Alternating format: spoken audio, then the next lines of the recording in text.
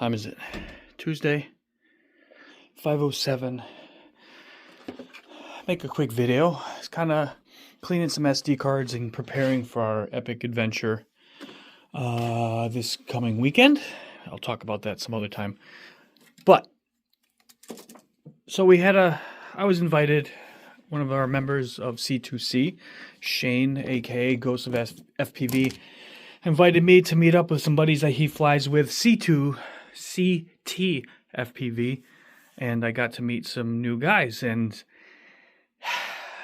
I'm weird about flying with new people and the etiquette and how everybody handles one another, and the fact that I really only fly cinematic and slow flow, and a lot of people don't do that, and it's the anxiety thing. I just get all weirded out and didn't want to go.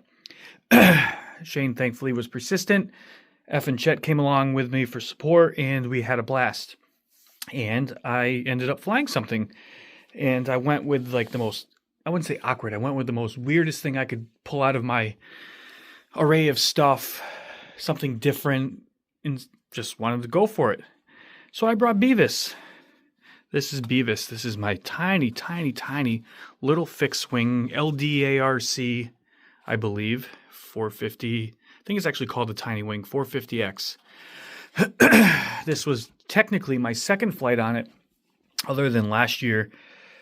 I built it. I built Chet's, and then I just kind of parked it, and then on to the winter and building, and so it didn't get a lot of flight time, airtime, whatever you want to call it. So I said, you know what, I'll take this, just in case, it'll be a short flight. And I charged up 2 batteries, only ended up flying 1 because it was just so hectic and so many things going on, and I didn't want to bother anybody's flow. So I just ripped 1 pack with this. Easy 6-7 minutes of flying, and I was still I still had more than half a battery left, so I could have kept going. But 2 guys were trying to get up at the end of the day where there was nice golden flow, and I said I'll turn off and let them go. But this thing is freaking epic. It is as basically as you can get if you're new to the channel and haven't seen any of this. When you buy these, they're pretty much made already. There's a flight controller inside them, and you can plug in a receiver, and I fly Spectrum, and am I going to find a receiver that would work with it? 5 volt, 3 volt, and so I just decided to scrap everything in there and start from scratch, leaving the motor in the ESC.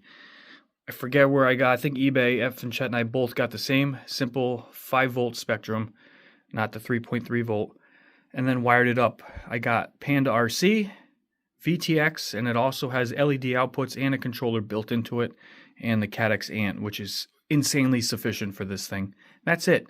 Can run from a 600 to, I think I can fit an 850 in here. A little heavy, but I flew it with a 730 Cotter battery, I think. It was either that or the G&B, I can't remember. It flies super badass. Pretty agile. I'm sure I could tweak it a little more and get a little more authority out of the servos, but it freaking flipped, it rolled, it power looped, it had plenty of power. Awesome little prop that I had on there. It's only running a whip antenna to the inside of that, and I had 0 breakup. None. There were some other guys up higher flying out of the way, and they did not bother it at all. I'm curious to trying a tri-prop on here, just because I like doing the prop tests and see the difference of things if you get a little more punch or whatnot. It's already quick, but it'd be nice to see just a little bit more. So we'll see. But I was so pleasantly surprised that I cannot wait to fly this again. If you've been following along on the HD wing journey, I've done a video on already. That is what's left of the wing. Scavenged some parts, like the piece of wood here that could be reused for other things. Some servos and other. The new wing will be here tomorrow. I think it already has a motor and ESC on it. Probably going to end up using mine, the one that I just purchased, because it's a little bit bigger. Not use that motor. I think it also is a tri-prop. But everything survived magically. Even the 03 air unit, I was just looking at it. It's got a little bit of dirt right there, but this thing survived. Everything's golden. So I'm going to start that build if I have time tomorrow, if not Thursday, after I get my taxes done. And like I said, I'm getting ready to prep for charging for the weekend. I ended up picking up 2 more batteries. I got 2 more of the 1000 milliamp Flywoo 4 Flow, which is really cool. And what did I do with the big guys? For the new wing, got 2 of these monsters, which is really cool. They're a little bit heavier compared to I was flying the other wing on this little thing. So we get a little more oomph out of them, and definitely some more flight time. So we'll see. A little bit bigger of a wing, I think. I wish I knew. I'll have to look up. I think that wing was like 680, 600 millimeter, and I'm going to a 900. Hopefully that doesn't give it away, but anyway. Lots going on. Charging. Hustle and flow. My workhorses. They do 2 different things, but they get epic footage.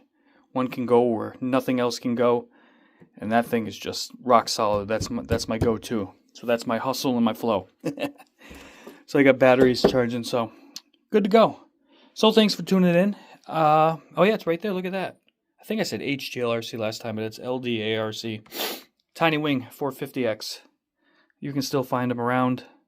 I think they were like $40, and for a little beater like this, especially if you've never done any kind of fixed wing and wondering if you'll even like it or get used to it. Some people get motion sickness and getting into FPVs, tough as it is.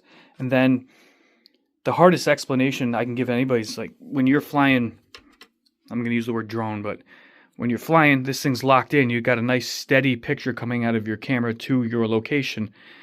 When you're flying this thing, it's doing this in the wind and moving around, so you got a lot more movement. So you have to kind of calculate, trust your stick movements. Even though it feels like it's going to go here, it's going to end up going there as long as your stick inputs are where they're supposed to be. So there's definitely a learning curve there, but insanely worth it. And the rush is incredible. Like, you shoot a gap all day long with that. No big deal, especially for us slow flow guys that are 100 foot up, 200 feet out in a tree somewhere. Your heart's pumping, but I was shooting big gaps, between trees and behind a fence line in this other spot where we were was just a row of trees, and I was screaming like a little kid because it was so effing fun with these. So it's a good starting point, and if you're seasoned and have done it quite a bit, I think you would enjoy the living shit out of it because you can take it, it's light. Like I said, there was a couple power loops I did where I didn't get enough on it coming out, and I kept banging into the ground. Look at it. It's just a little piece of dirt right there. It's just absolutely badass, and they hold up. So they're fun, and they're epically worth it. That's my spiel for the day.